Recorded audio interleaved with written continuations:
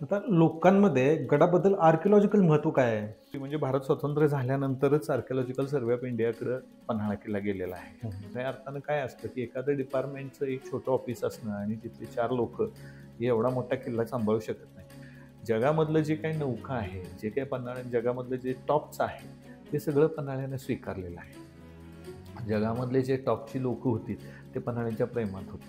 तर पन्हाळ्यावरती जे gorilla warfare म्हणून जे आज आपण प्रसिद्ध आहे, ज्याला आपण गनिमी कावा म्हणतो, ह्याची सुरुवातसुद्धा पन्हाळ्याच्या इतिहासामध्ये झालेलेच काही रेफरन्सेस आपल्याला बघायला मिळतात. राजे, तुम्ही मला हरवलं, माझं पन्हाळ्याचा महसूल तुम्ही घेतला इथंपर्यंत ठीक आहे. What about Vishalgad?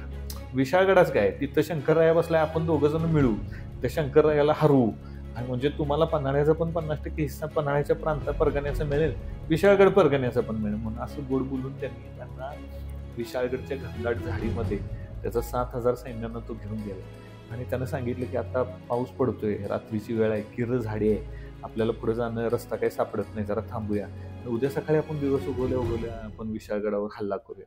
हे सांगण्यासाठी त्यानं तिथं रात्रभर त्यांना थांबवलं.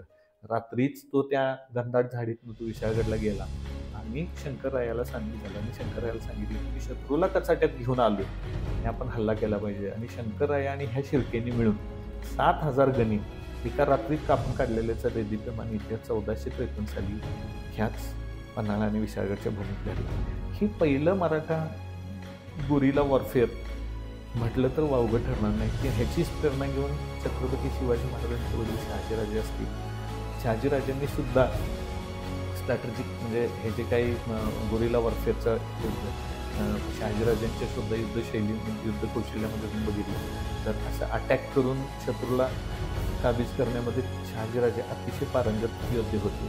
तीच वारसाप्रत शिवाजी महाराजांनी घेतला किंवा पुढं मराठा सैनिकांनी घेतला. हे एक महत्त्वाचं युद्ध पन्हाळ्याच्या इतिहासामध्ये आहे. समाजामध्ये दातांविषयी खूप जास्त प्रॉब्लेम्स दिसत आहेत. प्रत्येक घरामध्ये दाताचे रुग्ण आढळतात. आजकाल खाण्याचे जे पद्धती आहेत, एकंदर जी आपली लाईफस्टाईल आहे, त्या लाईफस्टाईलमुळं, जीवन पद्धतीमुळं खूप जास्त दाताचे विकार उत्पन्न होत आहेत. तोंडाचा वास येणे आहे, त्याचबरोबर दात वेडेवाकडे होण्याचं प्रमाणसुद्धा खूप जास्त वाढलेलं आहे. दातांना कीड लागते म्हणजे नेमकं होतं काय? एक दात जर आपण घेतला तर त्याचे 3 भाग असतात. अन्न हे पूर्ण ब्रह्म म्हणजे काय? तर अन्न हे पौष्टिक असावं. बऱ्याच वेळेला असं होतं की एखाद्या ठिकाणी दात काढला, एखाद्या क्लिनिकमध्ये दात काढला आणि त्याचं रूपांतर कॅन्सरमध्ये झालं वगैरे, अशा गोष्टी बऱ्याच वेळेला ऐकायला मिळतात. दाताचा आणि हृदयाचा कसा संबंध असेल? दात तर वर तोंडामध्ये आहेत आणि हृदय कुठेतरी छातीमध्ये आहे, त्यांचा संबंध कसा असेल?